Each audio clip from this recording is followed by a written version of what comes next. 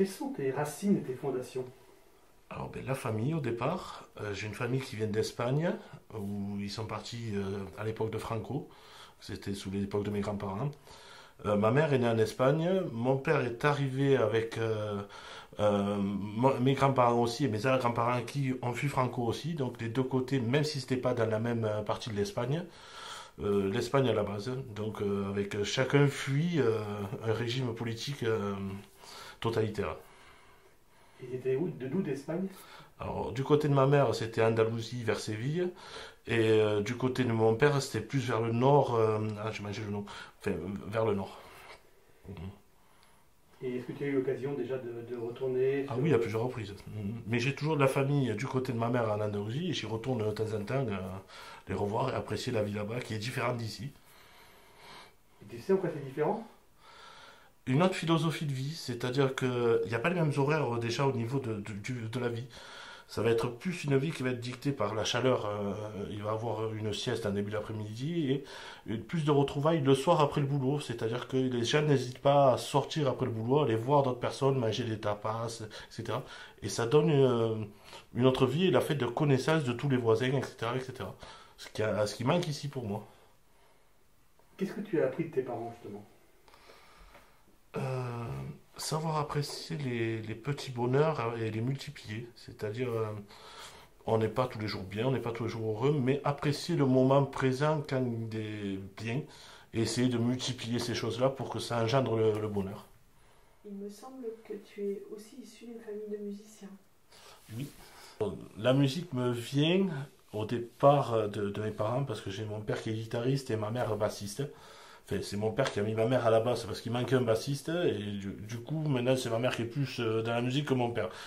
Et j'ai écouté énormément de musique quand j'étais petit de mes parents et de tous styles différents parce que chacun avait des styles préférés et justement ça m'a permis cette ouverture et d'aimer toute la musique en soi.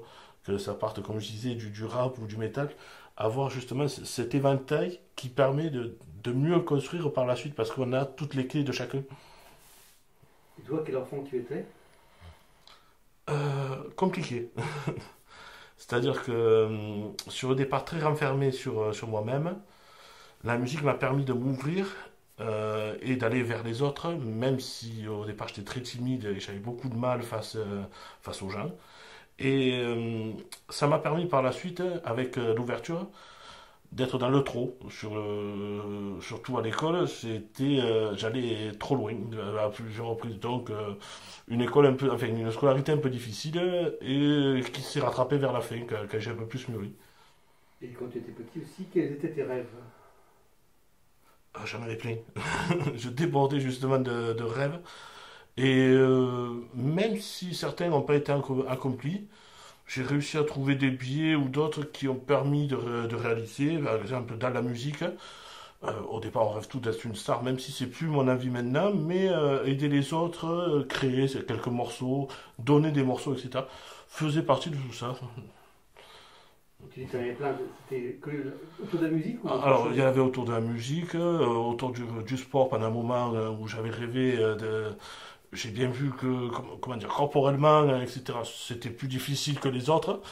Euh, C'était pas très grave parce que j'ai apprécié, j'ai connu le rugby après derrière, ça qui m'a apprécié l'esprit d'équipe. Et c'est cet esprit d'équipe qui m'a fait changer de plus être personnel. De justement, même si je l'étais même si je l'étais beaucoup au départ à travers le tennis, à travers d'autres choses, et le fait de connaître le sport d'équipe m'a permis justement de mieux vivre le sport. Comment tu es venu au rugby et pourquoi? Alors je suis parti du foot, parce qu'on était une équipe, pareil, une équipe de copains qui jouent au foot. On a eu une démonstration de rugby à travers l'école, ce qui m'a beaucoup plu, c'était aux alentours du CE1 ou CE2. Et vu que je suis grand, je mesure 1m98 et que je suis assez imposant, 135-140 kg, ça m'a permis d'avoir des aisances au niveau du rugby. Donc les copains ont suivi, on a monté l'équipe de rugby. Même si les copains après sont repartis au foot, je suis resté au rugby et je me suis fait d'autres copains. Voilà. Et ce rugby, c'était à Metz ou c'était... Alors j'ai commencé à Poussin et j'ai fini la carrière à Metz. Maintenant à 39 ans, j'ai plus les genoux, on va dire comme on dit au rugby, j'ai les genoux de la boîte à gants et les chevilles qui ne tiraient plus trop. Donc j'ai arrêté pour l'instant. J'ai essayé une carrière d'entraîneur à travers des féminines. à travers les jeunes aussi que j'ai entraîné des minimes, des benjamins. Et là, avec le boulot, la musique, etc., j'ai plus trop le temps de le faire. On verra peut-être plus tard si la vie me reprend. Tout à l'heure, tu as dit, tu as parlé de ta corpulence, 1m98, 135, 140 Mhm. kg. Est-ce que tu as toujours été un enfant, un garçon plus grand que les autres, je veux dire? Alors, de ce que je me souviens, oui. J'ai été beaucoup plus maigre aussi à des époques. Là, le confinement n'a pas aidé. Ou comme disait Artus, j'ai joué au rugby, maintenant j'ai mangé l'équipe de rugby. Mais ouais, oui, oui, c'est toujours plus grand. Donc, qu'on le veuille ou non, attirant les regards.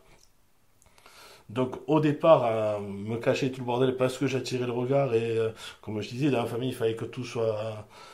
Et donc maintenant, je m'en fiche complètement. C'est-à-dire que je vis au jour, pas au jour, parce que je calcule normal, mais je ne suis plus attristé ou touché par le regard des autres ou ce que les autres perçoivent de moi.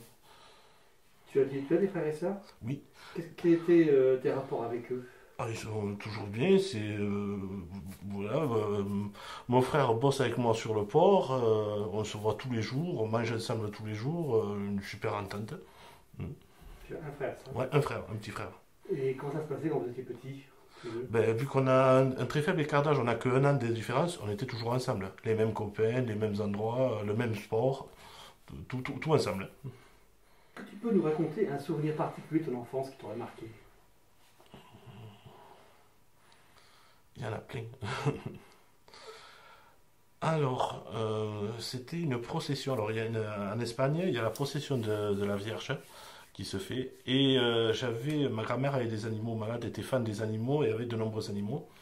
Et il y avait une tradition, c'est si on suivait le chemin de la procession de la Vierge pieds nus, il y avait un souhait qui se réalisait. Donc ma grand-mère avait ce souhait justement de que ces animaux guérissent. Et donc j'ai fait la procession avec elle de A à Z, c'est-à-dire découvrir de l'église jusqu'au point d'arrivée, avec elle pieds nus et moi à côté qui admirait les gens et la festivité qu'il y avait autour de ça. Et le spectacle que produisait la Vierge très bien habillée avec ses dorures, etc., etc. Tu avais quel âge? Tu es dans quel village? Alors c'est un village à côté de Séville qui s'appelle Peñaflor. Et je devais avoir 6 7 ans, je pense. Et le souhait s'est réalisé? Les animaux ont guéri. Donc après, est-ce que c'est réel, est-ce que c'est pas réel? Les animaux ont guéri. Durant ta scolarité, quel élève tu étais? Alors au départ très renfermé, c'est-à-dire que j'étais très timide. Et par la suite très ouvert, bruyant, et qui remettait tout en cause. J'avais une espèce de, je dirais pas anarchie, mais une espèce de liberté qui voulait qu'il y avait quelque chose qui allait pas, que je sois le premier à crier ou le premier à aller, ce que je fais plus. Hein. Mais justement, cette envie de plus, et je trouvais que l'école nous enfermait. C'est-à-dire que pour moi, enfermer 30 élèves dans une classe pendant 8 heures, je trouve pas que c'est la meilleure façon d'apprendre. Pour moi, on a 50 minutes où on est vraiment concentré, où l'élève va apprendre sur ces 50 minutes-là. Répéter ces 50 minutes à plusieurs reprises, mais en mettant des pauses, et voir l'école d'une façon différente. Et j'ai toujours ce besoin de liberté-là dans la suite. Est-ce que tu peux nous raconter un moment charnière de ta vie qui t'a profondément transformé? Je dirais la perte de mon grand-père, avec qui j'avais, alors, pas celui de Metz, pas le pompier, l'autre celui de Poussin, celui du côté de ma mère, parce que j'étais très proche de lui, on était voisins, mes parents habitaient à côté de mes grands-parents, donc c'est quelqu'un que je voyais très souvent, il était maçon et avait énormément de valeurs et justement avait subi ce racisme et tout le bordel, donc il était quelqu'un de très droit, très franc et j'ai perdu un pilier ce jour-là au départ. Après, ça allait mieux, mais sa perte m'a fait perdre un peu le nord. C'est-à-dire que j'avais plus celui qui me guidait devant, l'espèce de phare. Donc, eu du mal à m'en remettre, ça allait mieux après par la suite, mais eu du mal à m'en remettre, ouais, cette perte-là. Tu avais quel âge? J'avais 9 ans. Il s'est passé une mutation chez toi? Euh, Plutôt, alors au départ, une rage parce que je comprenais pas pourquoi il était parti. C'est la maladie qui l'a emporté et je comprenais pas pourquoi. Et cette rage a engendré après par la suite une façon de voir la vie différente. C'est-à-dire où j'avais plus énormément besoin du regard des autres Parce que je vivais au départ, parce que, comme je rappelle, il y avait le racisme et tout le bordel, et on me disait toujours, quand tu sors, sois super bien habillé, apprêté, etc.